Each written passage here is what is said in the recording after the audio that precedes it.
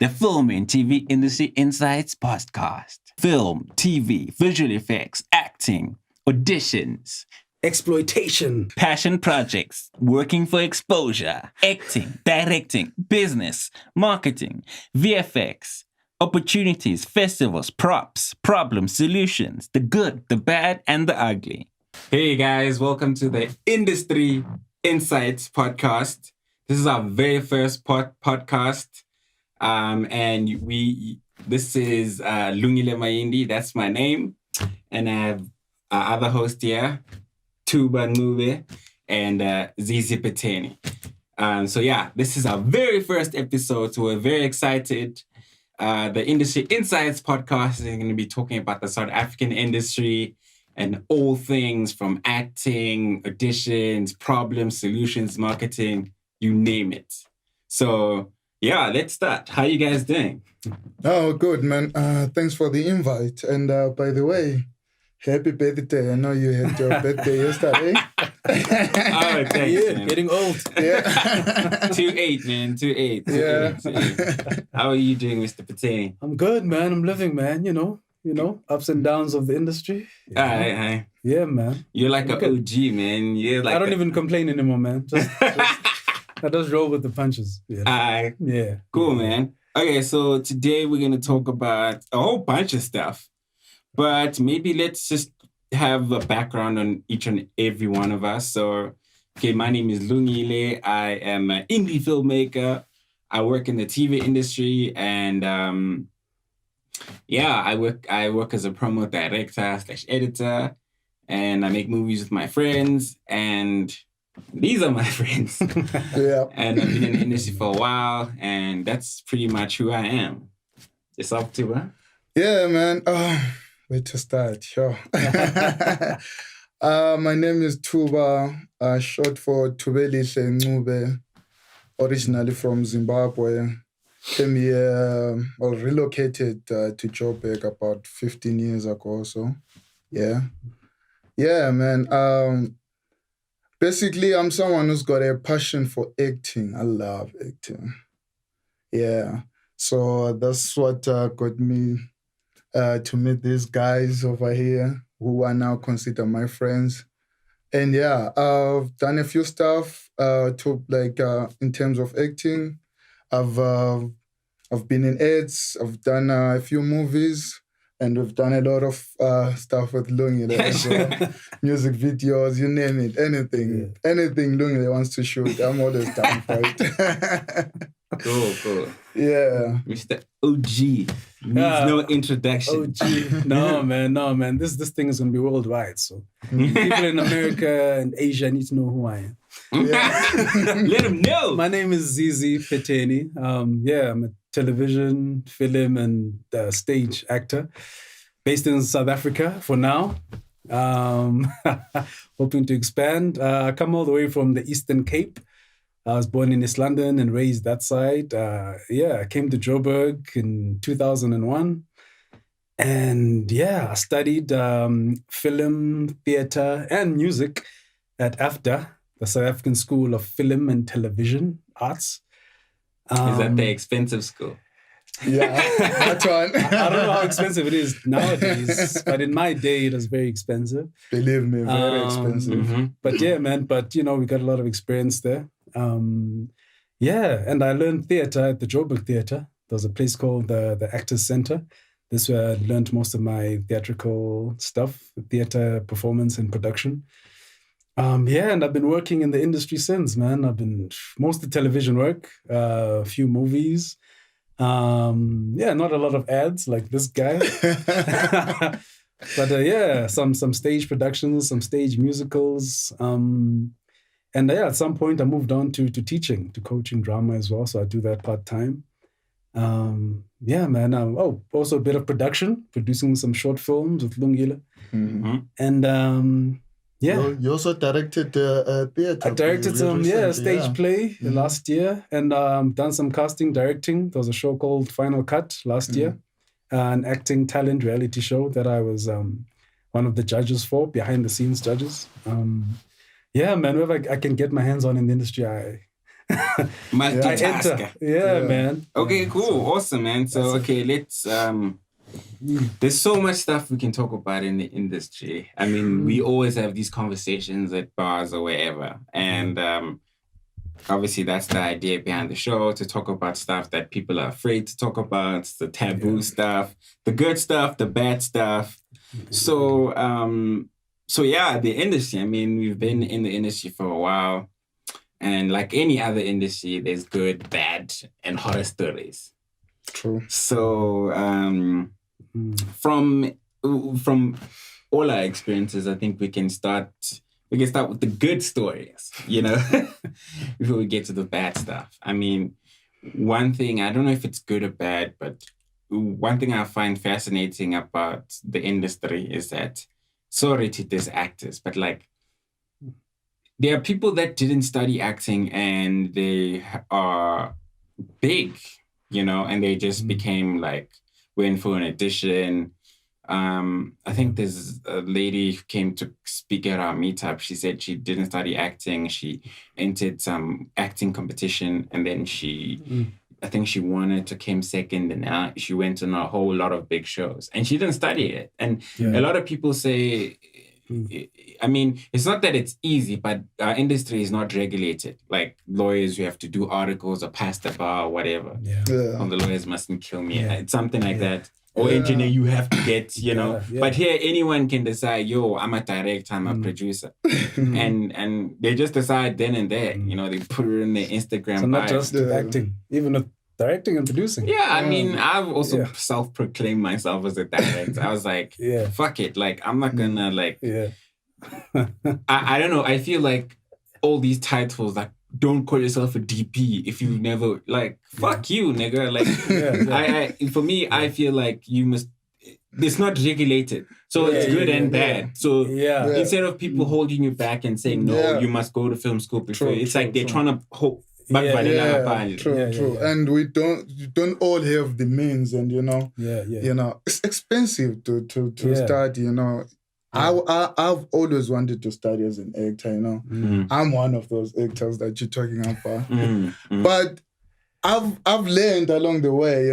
I'm passionate about it as much as the guys that actually went to school and did it. Maybe I'm even more, like, I work even harder than them because, I do a lot of research, I follow up, I try my best, so you can't really say because I do not have a certificate or went to school for it, then I can't do it, I mean, some of the greatest actors or filmmakers didn't even go to film school. True. And I feel like I'm at a point where I'm just like, man, I'm going to do whatever I want. No one's going to tell me nothing. Because practice makes perfect. If you want to act, just act in a whole bunch of short films and you get better. That's what other people do. They become presenters overnight. True. And some people always say, if you don't have the talent, it means you don't have the talent. Or, I mean, not to undermine people that did go study. Studying is a good thing. It is a very good thing. In certain circumstances. But, okay, I mean, my stance is like, I wish working in this industry now, I wish I didn't go study. I wish my parents took that money and gave it to me so I could buy cameras and laptops and then I shoot. I didn't even go to school and I just shoot every weekend short films. I'd be like way better shooting short films every weekend with my friends, learning from YouTube. There's tutorials for days, and people, I mean, people know about it. I don't know if they go and watch tutorials, but like you can learn anything on the internet. The information is everywhere. It's abundant. And this is, I mean, like of course there's good and there's bad, there's junk and everything, but you can always follow up and look at how successful let's say like for me as an actor, right? Like I read articles, I read tips, I subscribe to websites and magazines, but I go to those ones that have, feature people that are actually successful in the industry, people that are obviously did something right to actually make it. And then you try to find your way within that and see what works for you, So, you learn on the job. Yeah, true. True. What are your thoughts? No, honestly, man, before I discovered AFDA, I honestly thought I didn't need to go to school. Like I thought, no, I'm good. You know, I can do this. I can sing, and I did a few plays in high school, so I knew, but I really believed that I could do it and be good. Yeah. And it's the difference between a talent and a skill, I guess, because talent, our industry is based on talent mostly, and talent is mostly natural, and then the rest you can learn on the job, So something like medicine, in the old days, it could be natural. People that were doctors in the jungles picking leaves and making medicines. But now you have to, like the specific medicines and chemicals, you have to learn to mix. You can't just say, I have a talent for healing people. Yeah. Or I have a talent to defend people. I'm going to be a lawyer. You gotta, it's specific. But with us, it's still, which is it is a good thing. It's an advantage that it's still a bit free. You can... it's flexible, and that's a good thing. Someone convinced me to go to film school, and did you feel like it was a waste? I don't want to say it was a waste, because I learned mostly from the productions that I was involved in. That's where I did most of the learning, man. In first year, I did about 50 productions, movies, short movies, and stage plays and musicals. And that's where the learning happened, not in the classroom. Mostly. A little bit of learning in the classroom. They recommended which books you can read on different, topics. Yeah. And we also, we learned a bit of everything as well, like art direction, production design, and producing. It was very which was great. But most of the learning, man, it happened on set and on stage, like the mistakes. Yeah. Yeah. So, it's all about the passion at the end of the day. If you're passionate, you want to do something, you believe in it, and you believe in yourself. Like you said, you can do your own research. That's what reading, watching stuff, listening to stuff. Man, if you're driven. Yeah. So what I got from that is if you can basically actually be resourceful and actually do it on your own, and actually, like you said, you learn most of the stuff on the job. So if you can, on your own, without, a college or university, do it on your own and go to, people and actually go into those jobs, maybe be an extra, do something, be there, be on the job. So if you can, do it on your own, then I think that's also qualifies as actually learning, Experience. So experience, exactly. And it's a bit sad, I find sometimes, as someone who did go to school, that no one seems to care about your degree. No, when you go for acting jobs, even the few actors, may they rest in peace, who just passed away a few weeks ago, I was talking with my mother, and she was talking about she wants me to study further, study other things, business or whatever. And we were talking about, how, big, these guys were, even though, some of them hadn't done that much yet, hadn't done that much work yet. But they were so big, and the funerals were huge, government was there, and no one cared that these guys didn't go to school for what they did. Because I also was asking, hey, did that guy study? I don't even know if the guy is, but I don't think he did, but they proved themselves. Yeah, so I was having this debate with my mother, hey, ma, but all the people I look up to, Tyler Perry, whoever, they don't, Trevor Noah. Trevor Noah. Exactly. They don't have, I've got a degree, in music and acting. At least, can you let me just do it now? And just, hustle. So no one cares, man, about your degree when you go to auditions. I can be sitting next to a guy like this one who didn't go to school. They're not going to ask us. The casting director's not going to ask, okay, he probably wouldn't have gone to school himself. Exactly. It's a few auditions, maybe international ones, where you come with your CV and picture. I haven't done that in years. But in the old days, there was more of that. You had to print out your CV, your profile, and take it to the casting director and then do your audition. But now it's about what you can do in front of the camera at the end of the day. It's all about because unfortunately, I also do have friends that I graduated with who haven't made it, black and white.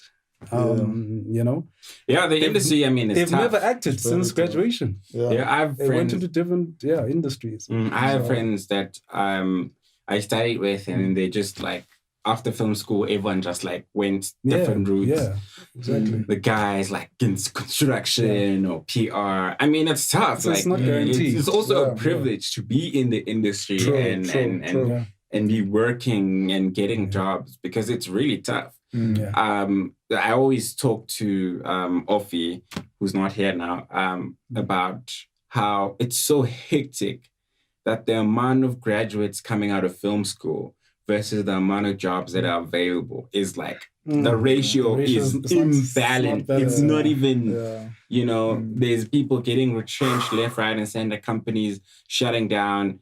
And, now like things have to change. I mean, it's not just like, I guess it's not just in film anyway. You see Facebook posts on Facebook, all these kids that are engineers and all these things with boards and looking for the industry has changed. The market has changed. It's not like back in the day where it's like you have to tick all the boxes to get your job. Go to school, go to varsity, go to, and then you send a CV.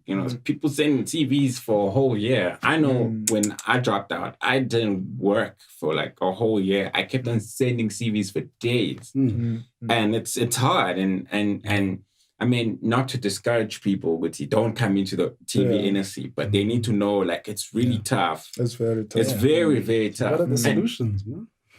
I mean, I believe in control, like taking charge of your destiny. I mean, obviously, maybe if you're like a student, you want to learn and you want to work at a company and learn because that experience what counts. But I feel like nowadays you can like shoot stuff on your phone on the weekend. Like you can shoot. There's movies that have been shot on iPhones and Samsung phones. That are we giving up on the powers that be to give us funding? Yeah, I'm saying don't like. I feel like don't hand over that power. Put it in your control. Like social media now is ridiculous. Like a really bad idea is the Salt Bay guy. Like he just makes steaks and cuts them up. But he cooks for Messi and all these guys because he was recording videos. There are social media. There are social media people.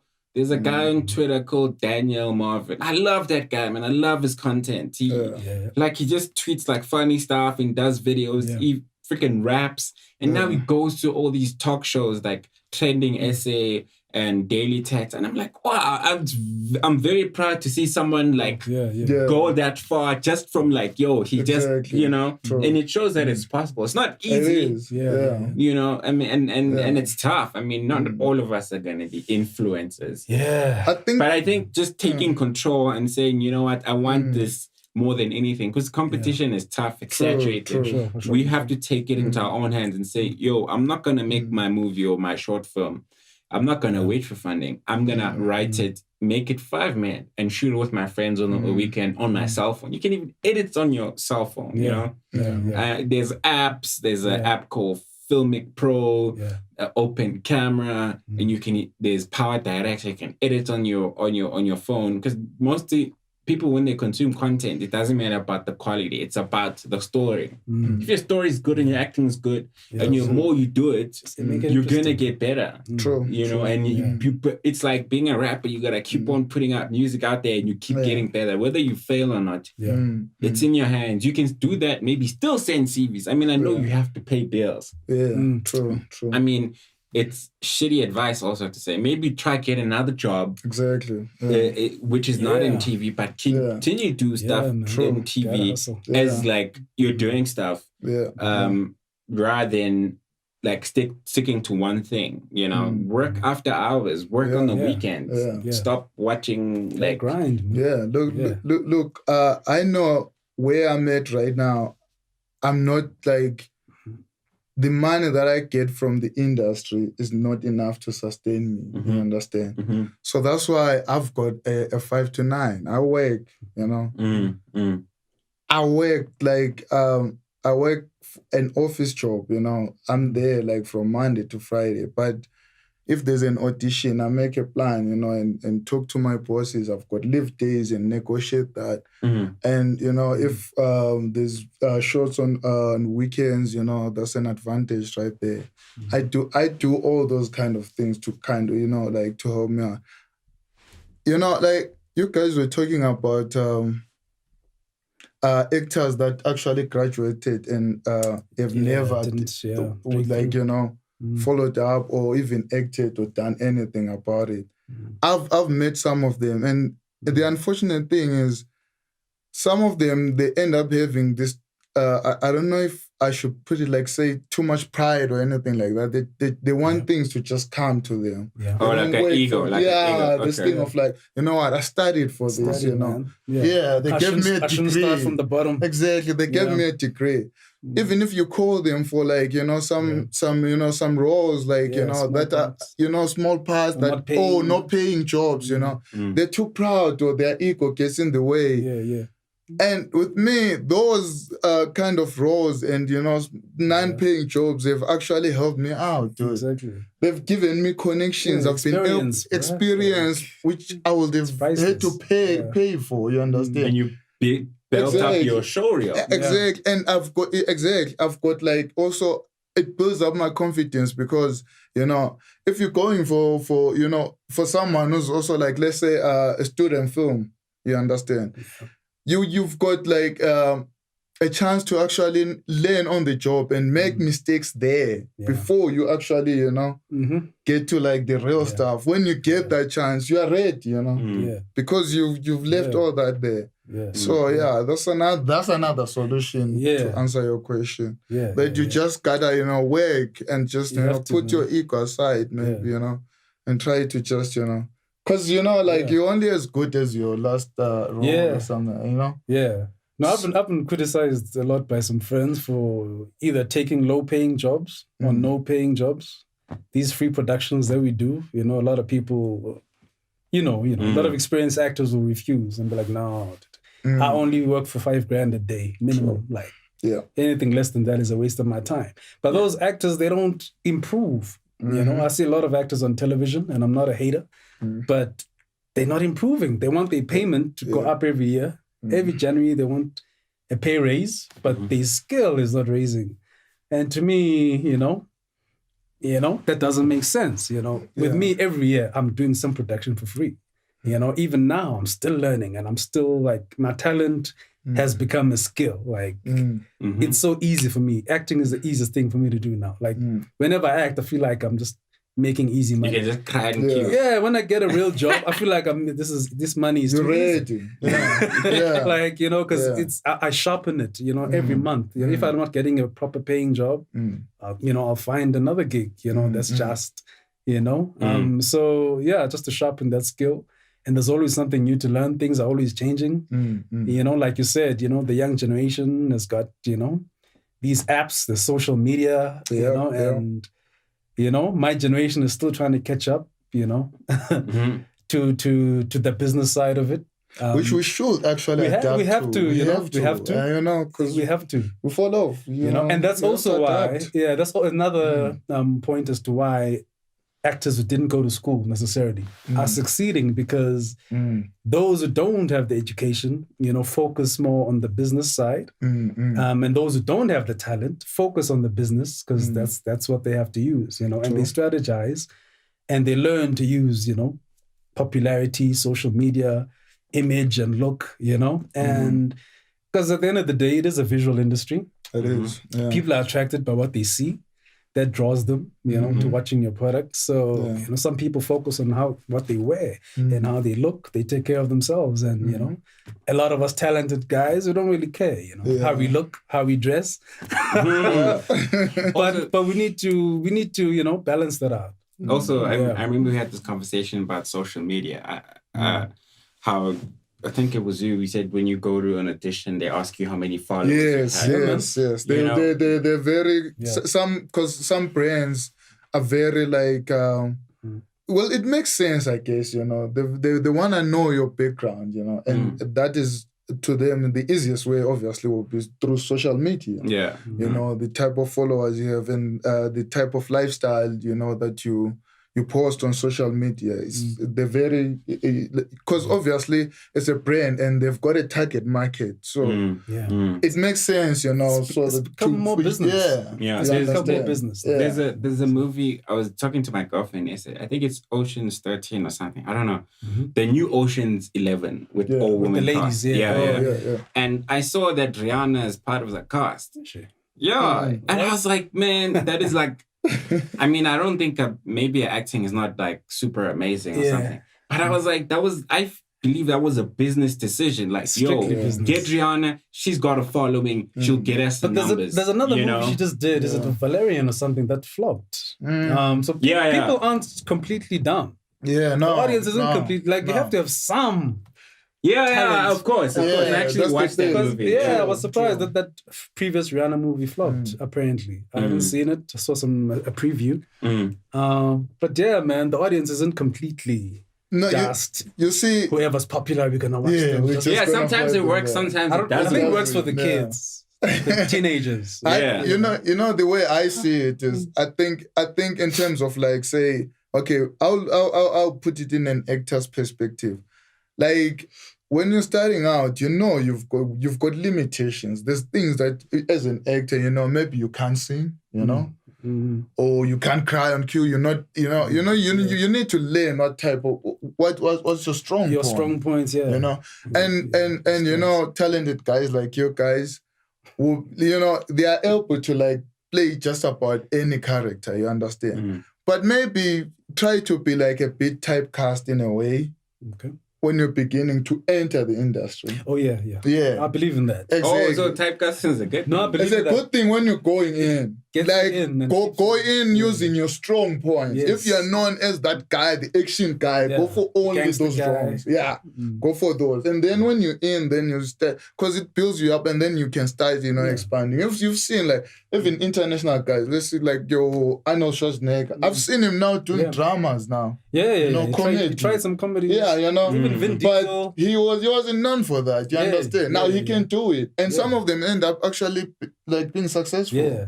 So that's another thing that maybe even like in terms of like how that Rihanna movie flopped, maybe they made it too much of it. But if maybe it was focused on her strong points and maybe her not necessarily be the leading lady, you know. Yeah. You know, those kind of things. Like but this will be in some from cases, the production wise. Because you know Vin Diesel was apparently a serious actor. Yeah. Before he was an action guy. He used to make short films. I think he went to film school, like was a serious. But when he came into the industry, you know, he's like, okay, this is not working. This is not working. When he took off his top and he showed his muscles, that worked for him, and that's what he followed. You know, until that serious movie that he did, where he's a lawyer, he's a criminal who defends himself, a gangster. Oh yes, the mob one, That's Find me guilty. Yeah, I think that was his first film, movie, dramatic role. Yeah. And okay, like he really can act. He can. He's an actor, yes, you know? definitely. And then he went back to action. That's his selling point. But you know, you gotta move with the business, and you can't just, you know. But like you said, I guess at the end of the day, also if you can kind of balance it in a way, you know, like also like what you say, like as well, you might not know your strong points, but feedback, like that's why you do all these, you know, like student films and stuff and all that. You hear what people say, like listen to them about your performance, and you hear what they're saying, and you see, okay, these are actually my strong points, because you might like be a passionate actor, but you don't really know what you're good at. Like, you know, when they're looking at you, what do they see? You don't know, you know. So you need to listen and, you know, and like follow that and try to like, you know. And use it, basically. Okay, awesome. Yeah, man. So another thing I want to talk about is bad stories about the industry. Was that good that we just talked about? I don't know, it's kind of covered everything. Okay. Started with good, okay. Lead the ways. Okay, maybe horror. I mean, okay, one of the most recent horrors is the story of the actor who died in... Is it Drakensberg? Oh, wait, hold on. Let's just cut for now. We'll be back. Right after the commercial. Yeah.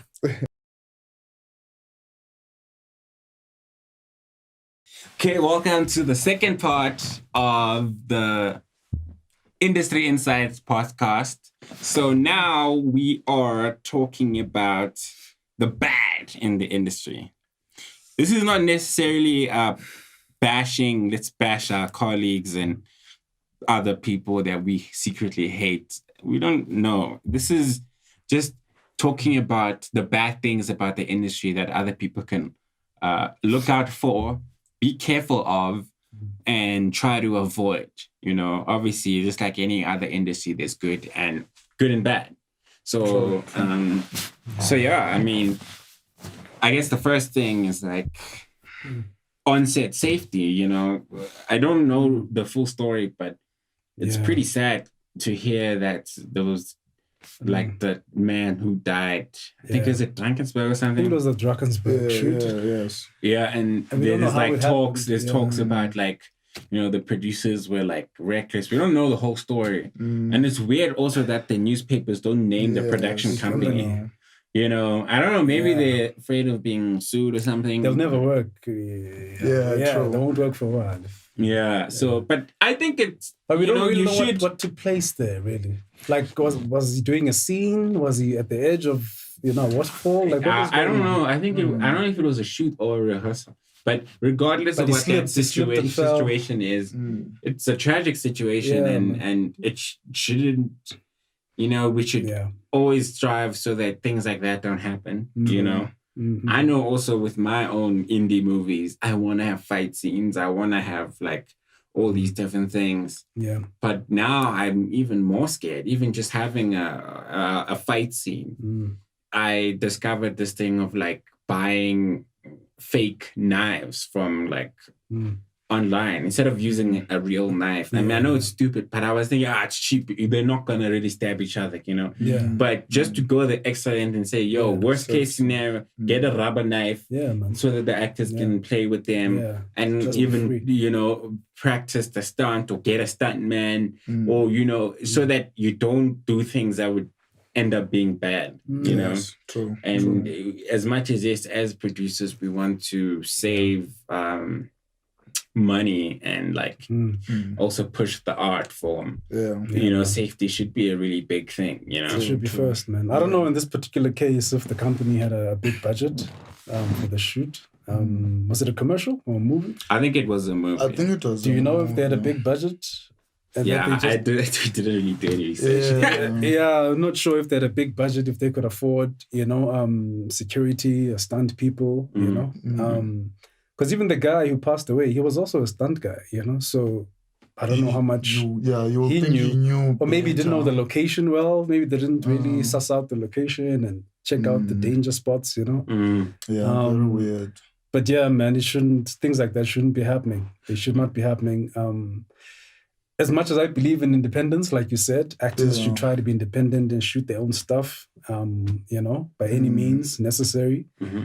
I don't think we should let government go, man, because a lot of other industries are getting bailouts and they keep wasting, like, that's it.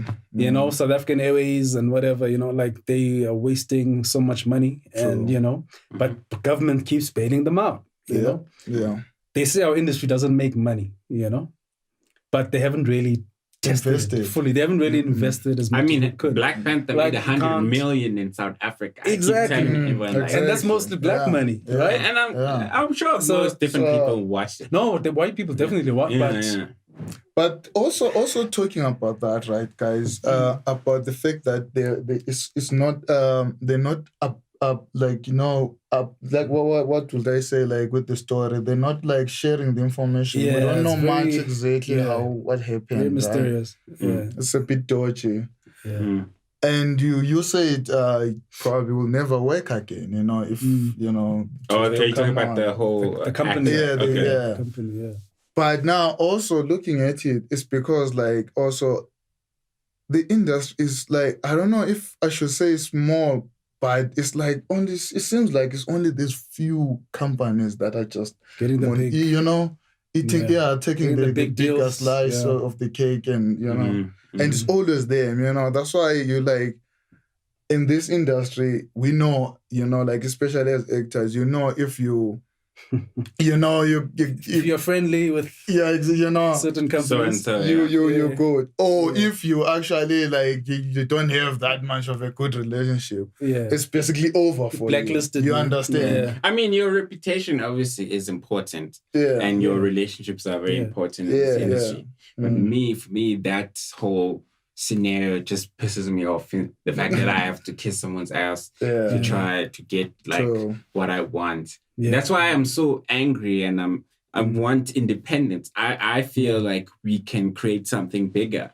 And not just to be like very dreamy, like, oh, Ahmad, the revolution is coming. You know, as much as, you know, it kind of sounds like that, but I really believe that we can change things and do things. Yeah. And I honestly, like, maybe I have no faith in other like organizations, but I believe you can do stuff that is like really epic that will grow the industry. At one of the meetups we spoke about, there's a company called Blumhouse Productions in Hollywood. They make so many horror films and they make them for $5 million max. Tarantino and the boys? Didn't Tarantino do something for them? And Rodriguez? I'm not sure. I'm not sure. Okay. I just know that these guys do horror movies and they produce them for like $5 million max US dollars. And they make a lot of horror movies, like a lot of movies. And that's their system. Their movies are like low budget, one location movies. Most of their movies have one location. Wow. And the concepts are amazing. And I was like, wow, these guys have really hacked the business. Because if they make their movie for cheaper, let's say $5 million US dollars, and then your movie makes $68 million, the profit margin is ridiculous. That's Tyler Perry numbers. Yeah, man. true.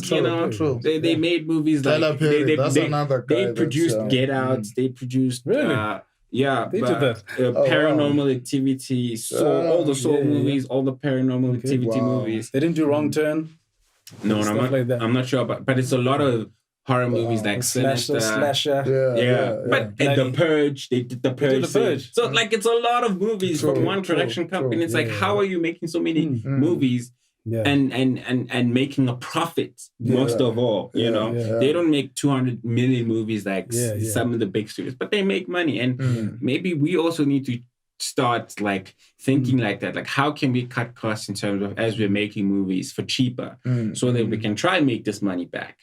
You know, for me, I would rather make a shitload of movies, like 6 movies a year, and then try to recoup that money and learn how to like make t-shirts, branding. You know, that's like growing your profits in terms of your movie. You know, I mean, those are little things I think we can improve our industry instead of just making one movie a year or one movie every 2 years. I mean, yes, it's very expensive. Yeah, true.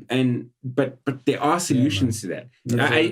I watch Blumhouse pictures so much. They've got big stars like Ethan Hawke, like he acted in a movie called The Purge. And Sinister. They're all one location movie. It's a one, and it's like amazing. It's like insane how they shoot for like 23 days versus 6 months or 2 years like other movies. And then the movie's amazing, man.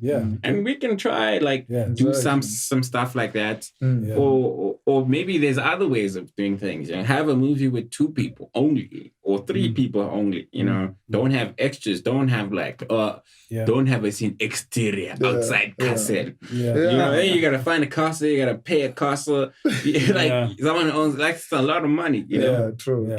So no, it's more about thinking out of the box, I guess. And also not really like trying to follow the whole Hollywood blockbuster standard, you know. You know, try to do something that you know the market is there for. I mean, look at Nigeria, Nollywood. You know, most of their stuff is not really like, you know, good quality. But they've got a market. They've got a market. They've got a niche. It's a big industry, bigger than SA, you know.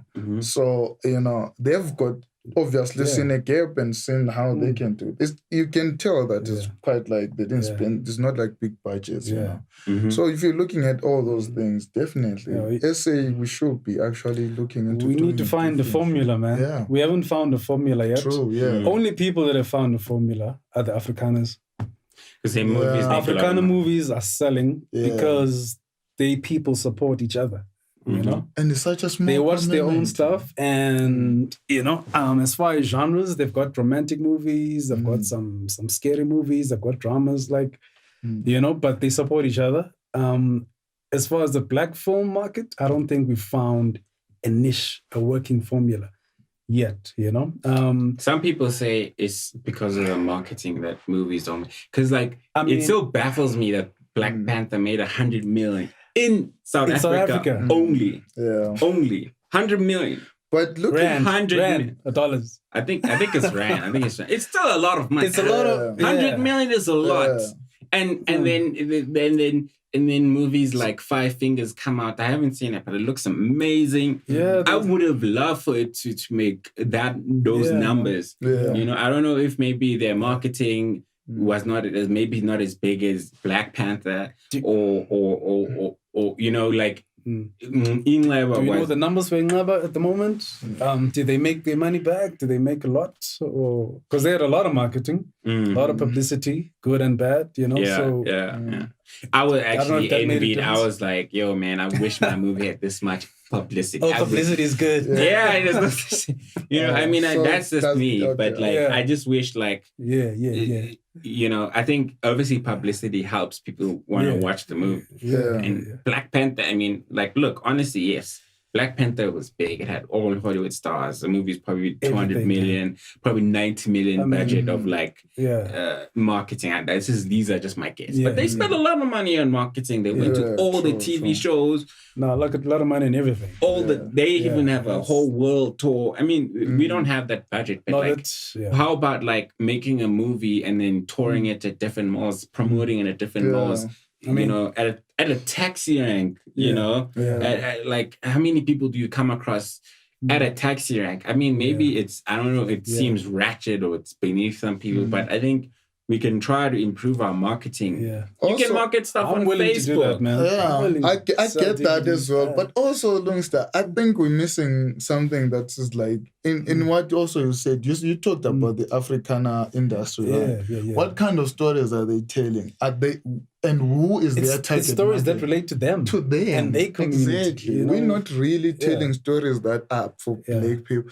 In most cases, what I've realized, what I've seen in mainstream TV is most shows trying to blend, or like the whole Rainbow Nation kind of thing. They always, all the soapies, the telenovelas, they always try to blend everyone, and it's not really for a specific race or people. Yeah. But as Black people, we need to be telling our own stories. But don't we have our own stories on Mzansi Magic and? I was just about to talk about Yeah. But it's tricky, man. Huh? Are they on prime time TV? They're not given that chance, are they? Mzansi's got a big audience. It's been growing every year, right? That's why it's been expanding. The movies are getting bigger budgets. And it's been mostly township stories, But the other tricky thing about black and the black market in South Africa is that there's rural. Some of us are from the township. Some of us live in the suburbs, went to Model C private schools. Yeah. Some of us are still in the rurals, walking to school 5 kilometers and more, But so that's exactly, there's such a huge life, lifestyle in South African black life, True, black diamonds down. True. I understand that, but it needs to be something that I can relate to, As a black person, whether I'm from the rurals, whether I went to Motel Cisco, there's something that's always predominantly black, you understand? Black experience. Yeah. Okay. Something needs to change. It's cool. Something needs to change, though, man. Okay. There's no one solution. Obviously, this whole platform is to actually. You can switch your phone up. It's cool. It's cool. Is the problem marketing or is it the quality of the stories? Though? Maybe it is the marketing. Maybe there are no marketing budgets, or maybe because you don't see it. Sometimes some movies, South African movies, you only hear about on the day they come out. And it's like you know that you can promote your movie on Facebook and Instagram, right? For 240, you can have your video reach 17,000 people. That's 240 rand.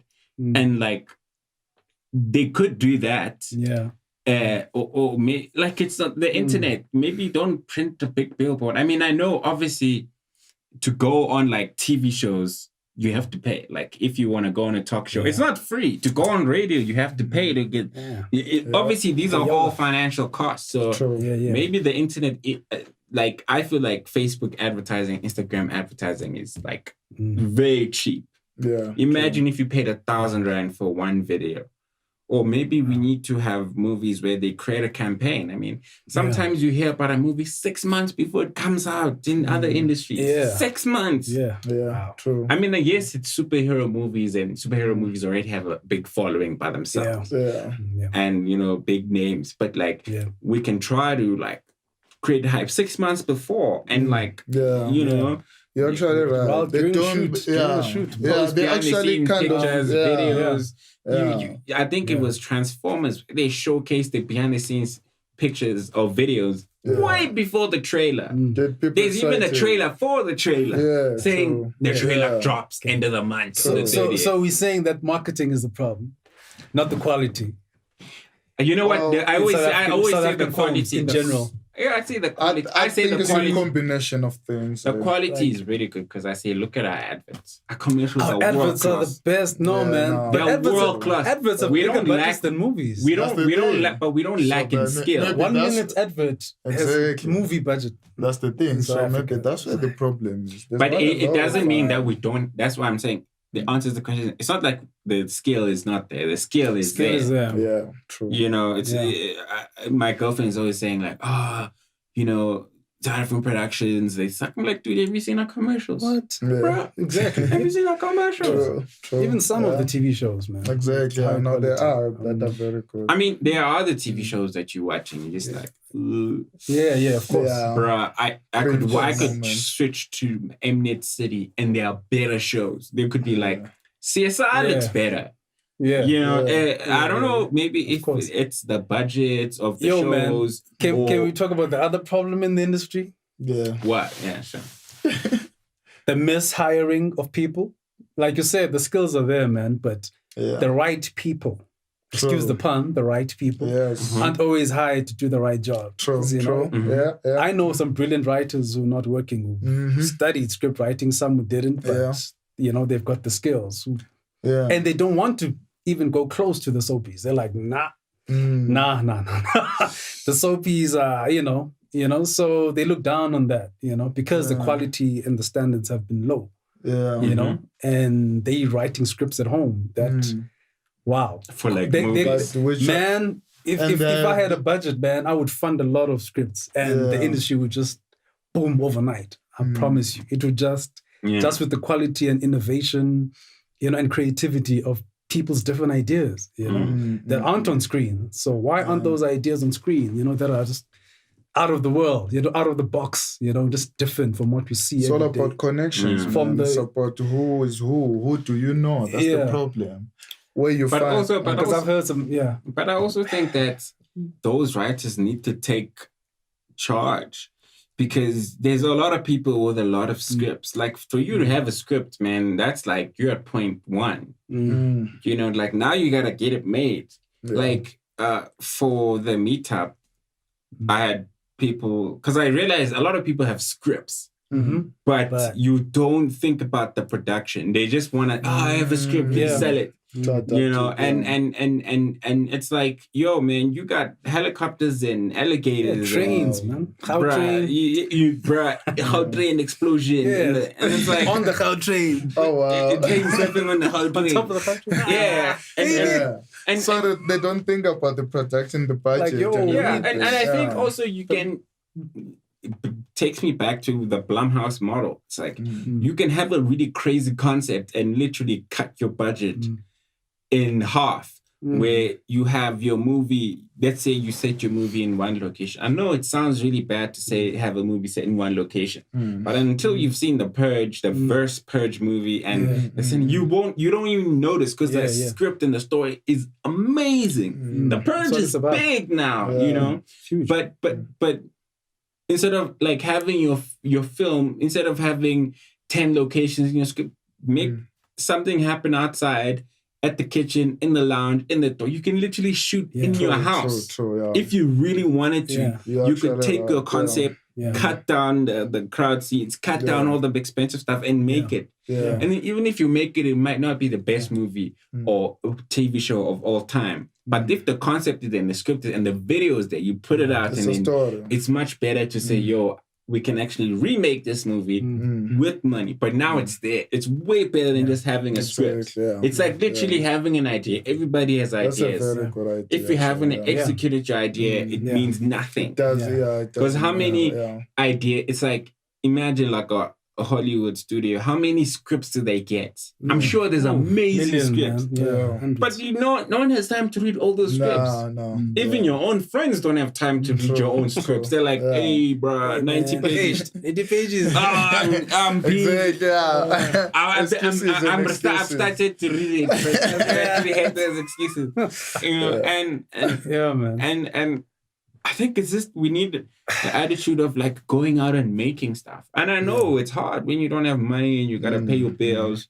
Obviously, you gotta figure out the whole paying bills. Your paying bills segment of it.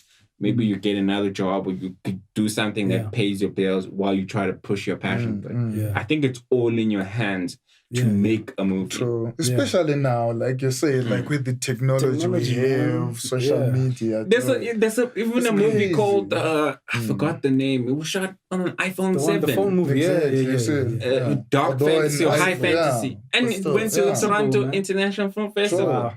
Even Steven Soderbergh made a horror movie shot on an iPhone.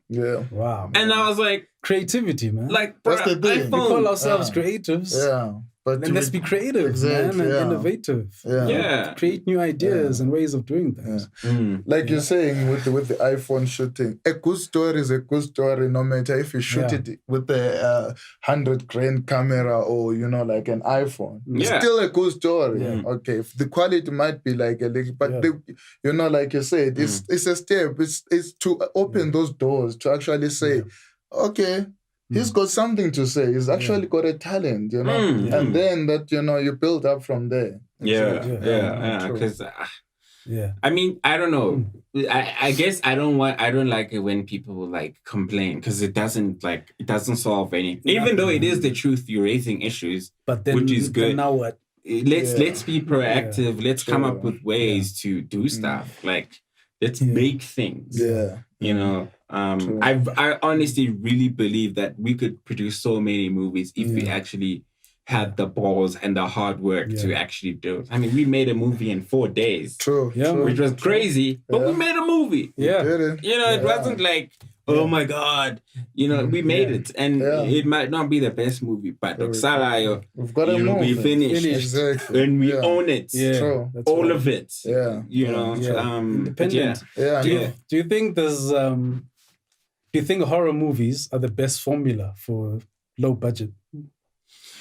I mean, I honestly don't think so. I think not necessarily. Horror movies are easy to sell because it's a high concept thing. And it's also building the suspense in horror. If you can find a way to manipulate the camera and the editing to build the suspense and the actors' reactions, those are the key things in horror.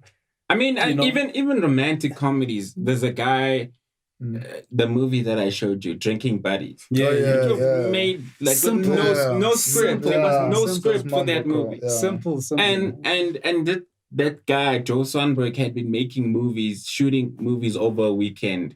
Like he'd get a house, shoot with his friends, like 2-3 days. Every time he kept on shooting, and he made so many dope romantic movies. So for me, when I saw this guy makes he made 6 feature films in 1 year. I was like, how? I don't understand how. Were these movies shown on the big screen though?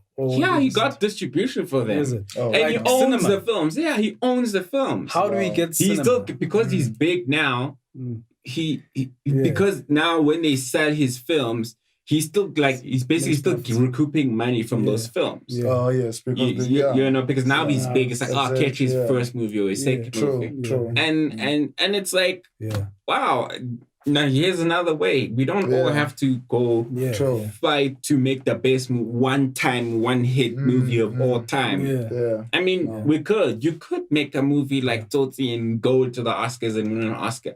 But the odds of that are like extremely hard. And maybe you can. Get Out won an Oscar, man. And that was a simple, considered a low budget in America. Exactly. Yeah. Low budget film, very simple, no special effects, no action sequences. Paranormal Activity was shot for $15,000. How much? $15,000. The first $15,000. That's nothing. And it made boom. I don't know, that's why I said, like it made boom like 90 million. 90 million. Like, can you imagine? But that's the most profitable movie of all time. 15,000 to like, I'm not sure about the numbers, but it made millions. Wow. And it's like, how? Yeah. How? How? If it's a good story and you're creative, like you say. You know what? Can I challenge you and say it doesn't even have to be good? Just creative. Like, yes, doesn't even have to be a good story, but just to be creative. Just be creative with it. You should find a way to grab people. True. Grab people. Like the Crank movies. Have you seen the Crank movies? I think I've seen Jason Statham. I mean, those movies are crazy. Like, it's not good. Yeah. The storyline is really, it's just, it's very ordinary, but they were very clever in how they did it, just like from the camera angles and the action. And it's entertaining. That's entertaining. That's the way. Just grab people. And I think the biggest, they should give away awards just for finishing a movie. Like, I'm serious. Like, I feel like, because it's so hard to finish a feature film, like, it's like, to actually finish it is like a monumental task. Yeah. It's crazy. Yeah, no, they should. Just for that. I mean, yes, I always say it's so easy to like diss people. That movie wasn't good. And I'm just like, bro, they finished, man. They finished the movie. How many movies have you made? It's one of the reasons I don't like critics. I'm just like, bro, you don't make it. You just write from behind your desk. And it's do you know how much it takes? The movie Bright with Will Smith on Netflix had so much criticism. Maybe it wasn't a good movie or a bad movie, but there was a critic who tweeted like, this is like the worst piece, like some really bad comment about the movie. You shredded the movie. That's a lot of and then the director was like, dude, next time you make a movie, you let me know, because dude, it's so hard, bro. It is, But I guess my point is like, it's hard, but it's possible. True. And people need to be creative. There are tools. There's free editing softwares. You can shoot on your phone. You can shoot on a DSLR. You can shoot on an iPhone, bro. iPhone. Yeah, man. And you can get better and keep making more stuff. True. Exactly. The more you shoot, the more get better you get. Don't be scared to start small, man. Yeah. For us, all the movies you've been shooting, it's nice to actually write, shoot, and edit, and then you see, wow, okay. Next time, I'm not gonna take shots like this. I'm gonna shoot what I need. I know I won't need this in editing. I don't need to overshoot because I know what I'm gonna need. And not like, let's improv. We don't really need to stick to the script. We can improvise so we can shoot quicker. I mean, these are things. I mean, it sounds very cheesy, but I think it is possible. True. It is, man. Like you said, you gotta start. You can't be like waiting for that. The main thing is to get started. Just start. Do something. Yeah. And you're a director now. And I'm a producer. Yeah. Exactly. Takes us back to the whole industry thing. Like, you just go ahead and do it. Exactly. I was talking to my friend, like, man, you want to act? Go act in the movie. You're an actor. Done. Who? Exactly. No, I was talking to my friend. I was joking. I was like, dude, if you want to act, go act in a short film and say you're an actor. Yeah. No one has experience. To, that's experience right there. Yeah. And then just do it more often than like other people and become better and learn about it. So, okay, we're back to part 3 of our vlog. That's not a vlog. Podcast. Yes. Okay, so what are we going to talk about? Yeah, man, we're talking about the bad side of the business. Then there's what's worse than bad, uglier. Actually. You know? Oh, okay, the good, the bad, and now we're talking Because about we the talked about why the industry being unregulated can be good. There's also the bad side, man, which is the audition side. I've heard of actors getting, told to pay for auditions, And, well, we're free to talk here, right? Yeah. I don't know why, but a lot of Nigerian brothers, are holding auditions in town, in Randburg, and making people pay, like 300 Rand for an audition.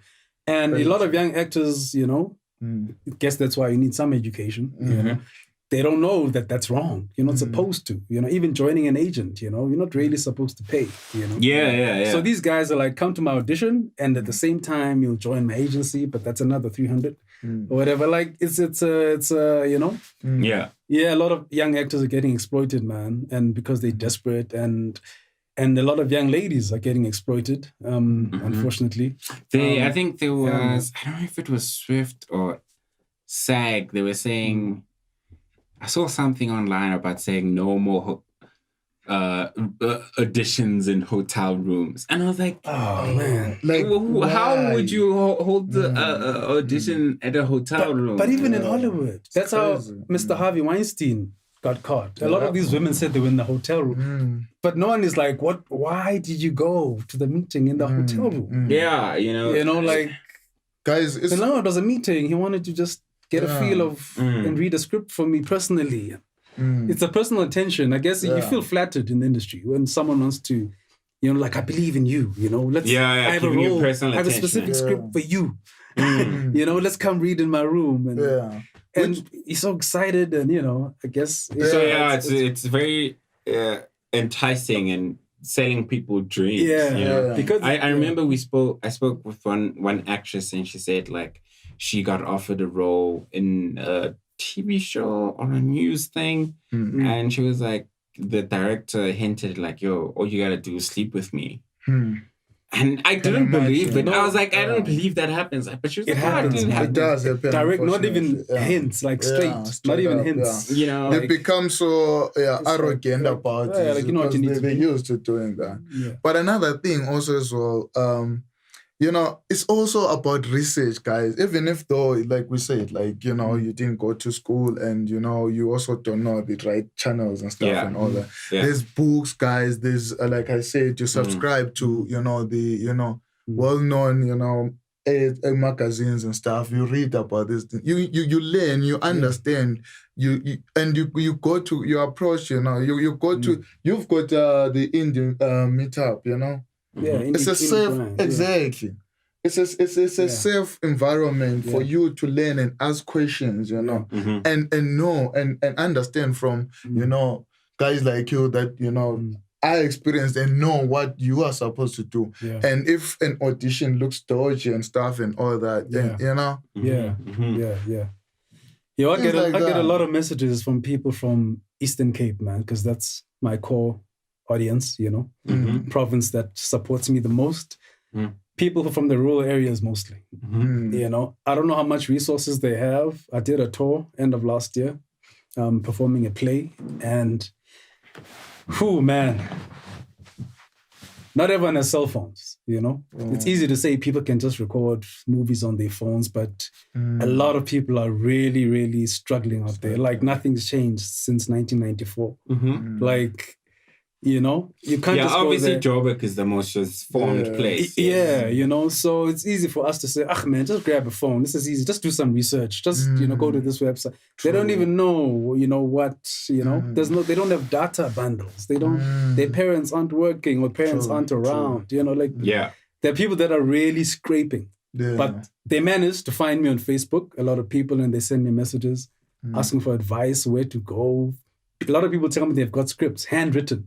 100 pages handwritten. I've got some at my place that I was given, and I'm still trying to figure what, I can't tell them to get a laptop and type, they don't have a laptop, they can't afford laptops. But they've got ideas, I also got messages from a guy in Cape Town. He wrote so many scripts and he was sending them to me. And he was like, dude, I'd come to Joburg. I've got a cousin in Florida. Let's just make this movie. Yeah. I get messages from more people in Cape Town where they tell me about the meetup saying, yo, dude, I wish this was in Cape Town. Yeah. Like, people are just, there's a big need to share information. Yes. You know, and help each other out. And and I guess, maybe some people don't have the time. They just want to get money. And other people don't have the skill of writing or the tools. You know? And it's shitty, you know. But, and like you said, maybe they don't have even cell phone. I mean, data is expensive. I won't lie. Like, it is. You can't just YouTube stuff all the time from your phone. It's not cheap. Classes, you know, even if there's online. But, I mean, another way to do it is like stay up. I remember before I had internet at home, I had a MTN SIM card. And after 12 or after 1 a.m., like a gig of data is 10 rand. So I would stay up so that I could buy that 10 rand 1 gig data just so I could stay on YouTube. You know, I'm still privileged that I have a PC that I can sit on. But it's an extreme way. But like I would stay up till 12 just to wait so that I could to use my phone as a hotspot and use that data. You know, yes, it sucks. Sometimes I would still download stuff at work. Some people can't download stuff at work. You know, some people, you can't even go on Facebook at work. True. So, but, you know, we just have to try to find ways. Or maybe just share information in some way. Use the best. Use all the resources that you can get your hands on. I mean, even like, let's say in terms of like, you know, when you're still an aspiring actor and want to come up, you want to learn more about it and you can't go to school or whatever, like you say, maybe on the RAS and you don't have access to the internet, like to research on the net and stuff. Another way you could actually go to the library. There's books, you know, you can learn from. Hoping there's libraries. What I'm saying is, Zizi, is anywhere near. What I'm saying is, I'm not disputing that there are people that are in a position that they basically can't do anything. I hear you. But there are still those that, you know, they've got that lately, you know.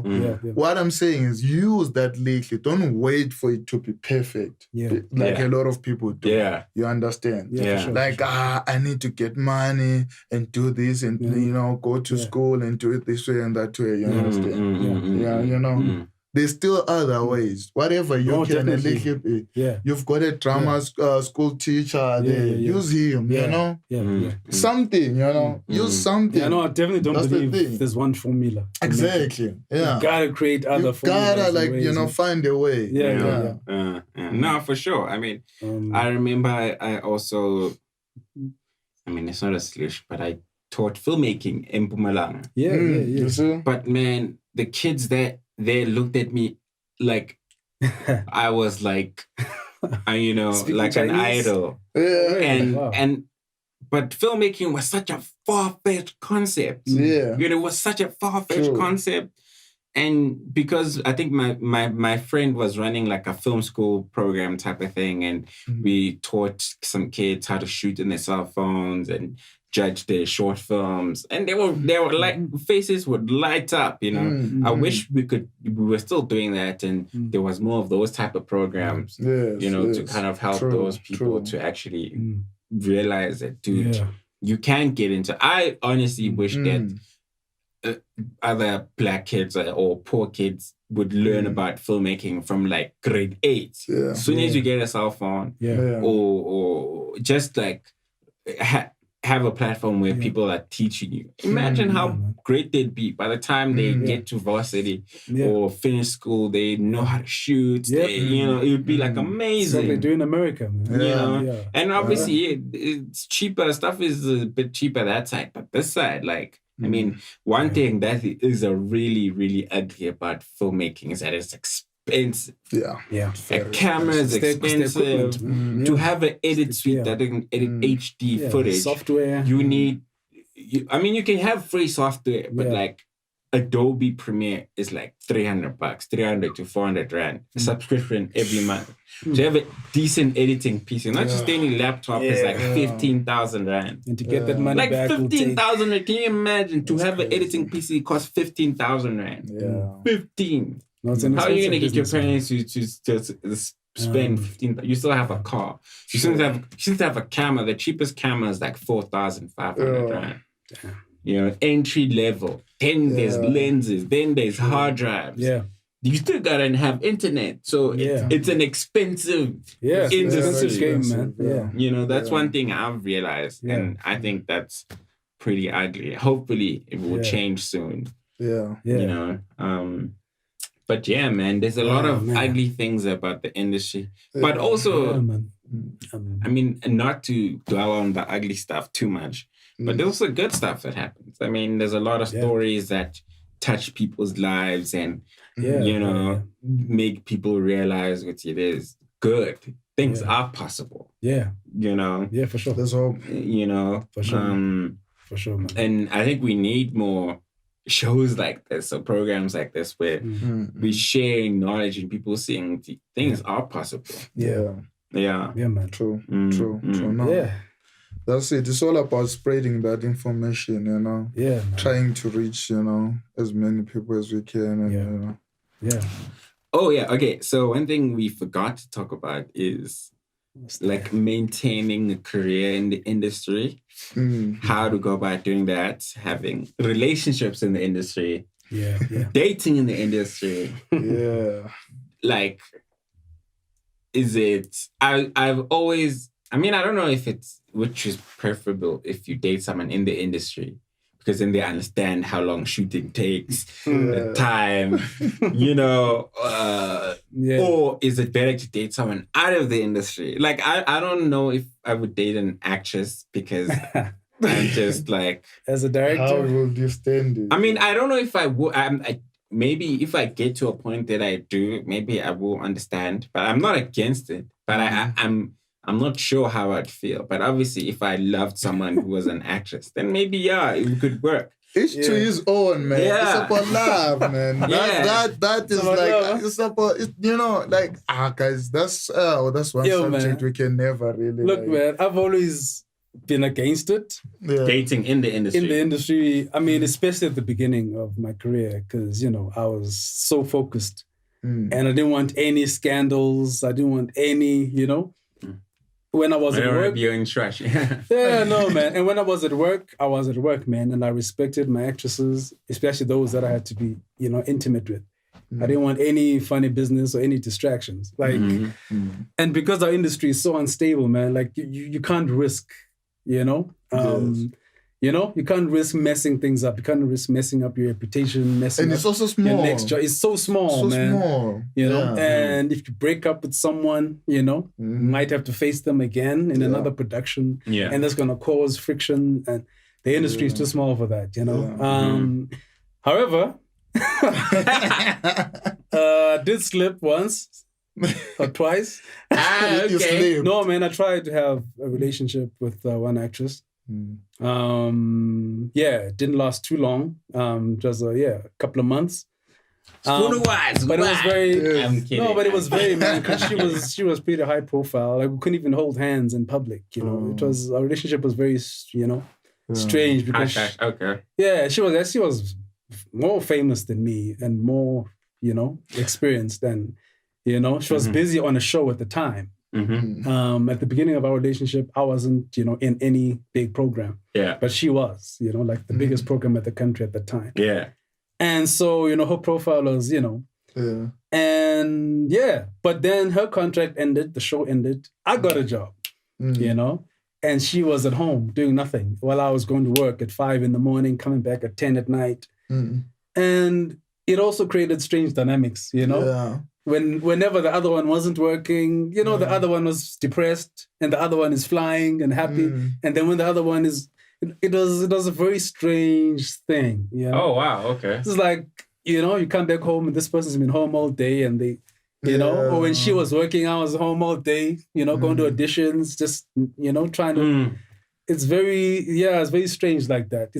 It makes everything just unstable and just, you know, that's another dynamic that, was just, you know, I think caused problems. And also, of course, the, you know, publicity thing. Yeah. You know, but also didn't you get like support and understanding from someone who's no, Shane. No, understanding was not the problem. She understood the business, of course, and understood the late nights and early mornings, you know. Yeah, she never complained that, I miss you, come home, whatever. Yeah, I understand. So it is basically down to, like, you know, the person and how you guys... It's down to the person, you know? Yeah, you can... Also, you could be in the industry and be with someone who's outside the industry. Because I would not be happy with an actress. Oh, okay. like I wouldn't, you know, be comfortable with certain things. You know, intimacy with other actors. You know, like... Yeah. You're an actor. No, look, man. Isn't that hypocritical? No, I'm saying if my girlfriend, you know, there's a difference between a girlfriend and a wife, you know. Yeah. You know, you can test it out with a girlfriend and see if you know, you're able to, you know, to deal with it. But with my wife, I would not be happy if she was kissing a different guy every month on a different program. She's getting paid, though. Yeah. Okay, I understand. If life was all about money. But that's the thing. You're saying it's a bit hypocritical. In a way, it is. Because, no, but I'm also not comfortable. Wait. Yeah. You can actually do it, but look at it this way. I mean, when you're acting, when you're that character, and you are in those shows, and you are the ones doing it, right? I think I don't know, because when you're acting, it's not you, basically. Yeah. You understand? Yeah. But then when you're watching your wife or girlfriend, now you're just a fan, your wife, and that's your wife. I don't know. I think that kind of changes. I also feel the same like Zizi. Yeah. I will do it, but I know it sounds, like you said. You know, a lot of guys say when they, you know, mess up, you know, when they sleep around or cheat on their girlfriends, they say, it was just sex. It was just a kiss. No emotion, you know. Yeah. But the tricky thing with women, you don't know if they can always cut off the emotions from being intimate with someone, even if they are in character acting. I don't know, you know. I think I should talk to my actresses about it and see how they... But I've seen actresses being too eager to do a love scene with a certain muscular guy or pretty boy. There's always something. There's an emotional... I can't wait. Okay, this is personal. You're not acting anymore. Yeah. You know, I had an actress I was working with on another show and, you know, she was just, you know, this new guy in the industry, you know. Yeah. It's like, no, man, no. But don't you give it some of yourself in every character though? Don't guys get carried away? Like, I mean, of course, I would imagine if I'm an actor and I had a scene with like one of the hottest, I would be like, okay, maybe you become professional. Yeah. But look, I'm sure there are other people that get carried away. Like, of course. It becomes easy, especially when you're single. When you're single, like it's like the boundaries are just like especially if you're both single. You know, as actor and actress, you're both single. But isn't that unprofessional though? But the thing is, you discuss these things before you shoot, and you're like, okay, well, how are we gonna kiss? Are we gonna no tongue? Okay, gonna have clarets before we kiss. Touching, like where you're not comfortable being touched. Like you discuss certain things and guidelines that, okay, this is how we're going to do this. Sometimes even rehearse. Yes. Yeah. Some people say, I'm not comfortable, I'm married, you know, just pretend and, you know, whatever. You know, you discuss it, man. There was of course, let's not be stupid. It's easier to kiss someone who looks good. Obviously. Yeah. Obviously, you mind less. Exactly. Like, okay, those lips aren't too chapped. Oh, yeah. You know, that face is not too bad. I can, you know, I can deal with that. But isn't it unprofessional? I was watching a masterclass by Samuel Jackson, and he was like, you know, you got to do, like you're saying something along the lines, you got to do what the character has to do. Because if you say my character wouldn't do this, he was saying that, well, the director or producer will find someone who will do that. You won't be the character anymore. You won't be the character. Your character wouldn't do that. Okay, you're not the character. You'll find someone else. Yeah. I mean, maybe if it's an indie production, then you can say like, yo, dude, I'm not comfortable with this. But I feel like when it's professional, and maybe you can still say no, like no nude scenes. Obviously, that stuff you can discuss in your contract and stuff. But is it not unprofessional to say, like, let's say if you're working on a big movie with a budget, say, I'm not comfortable with having a kissing scene. Isn't that being like a diva? Say, I can't have a kissing scene. I'm sorry. But it depends on your reason. You can't just assume. The person is, I mean, I posted like a link, was it this morning or yesterday on my Facebook page, Denzel. And they say the reasons Denzel has been refusing to kiss white women in his movies throughout his career. You know, I think he did it once at the beginning of his career and now in Flight. You know, but in between in the 90s, he refused to kiss Julia Roberts, who was supposed to have a love scene. Even Julia said she was looking forward to it. And Denzel, you know. Angelina Jolie, I think they were supposed to kiss in what's that movie where he's in hospital? The Bone Collector. The Bone Collector. You know, and he's been refusing. I don't know, Paula Patton's not white, right? Because he kissed Paula. He kissed the hell out of Paula. In 2 movies. In 2 movies. But man, it wasn't because he was there were business reasons. Denzel said that his core audience is black women. And black women are very, you know, possessive with the brothers that they like. You know, if they see a white woman, or white women, because Hollywood is mostly white in Denzel's case. So a lot of his leading ladies are going to be white. And so if he had done it once, twice, 3, like, he was going to act more with white women than black women, basically, you know? So it was going to be, black women would be like, okay, no, this brother. So he was making a business decision. That's his reason. Anyway, that, you know what? Black women are my audience. I don't want to do anything that's going to piss them off, you know? And let's. Oh, and he said the image of beauty in black women in Hollywood hasn't always been good. So, and he wanted black women to be seen as sexy and desirable, you know, and, you know, beautiful, man. So those are his reasons. So that's what I'm saying. If you have reasons, you can have reasons for having certain values or standards or things that you're not comfortable doing. It's or beliefs. Yeah, you can have beliefs, man. Especially beliefs and religion. Exactly. Like, whether it's religious or whatever. I know as actors, they say like you're the character and stuff, you know. But what does that character portray? You understand? So if it's something in the bigger picture, you don't what believe in, like Denzel also doesn't do superhero movies. He's got a reason for that. Like he doesn't do sequels and doesn't do these. You know, equalize it. Avengers. Almost. Almost. You know, but he's got strategies. He's got a strategy and he's placed himself. This is the type of actor I am. This is what I do. And it's okay to do that. I think if you don't mind losing money from losing certain jobs. In this country, unfortunately, we can't afford to be so choosy right now. You gotta take whatever you can get, man. And which is not a good place to be, but it's hard to say no to roles. Because you know, I don't do Mzansi movies. Too low budget for me, you know. You know, if they're offering you 10 grand for shooting for 1 day, well, what am I losing? Let's just do it. Let's just do it. It's just 1 week of my life. You know. So man, and pay your bills for that month or 2. So man, I don't think it's wrong to have values, man. So okay, I hear your point. I think this will be a wrap for us, guys. Thank you for watching or listening. This is the Film and TV Industry Insights podcast. That's right. So you can watch this probably on Facebook, on YouTube, iTunes, Spotify, SoundCloud, and everywhere. So I'm Lungile Mayindi. This is our first episode.